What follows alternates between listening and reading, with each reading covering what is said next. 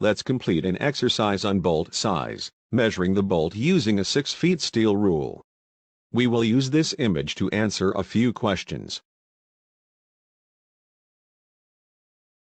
What wrench will you need?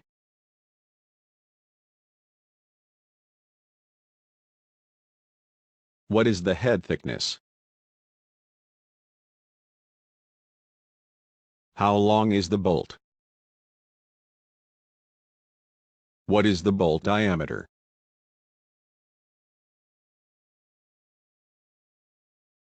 Count the threads per inch or thread pitch. Bolt size or nomenclature. Diameter pitch x length.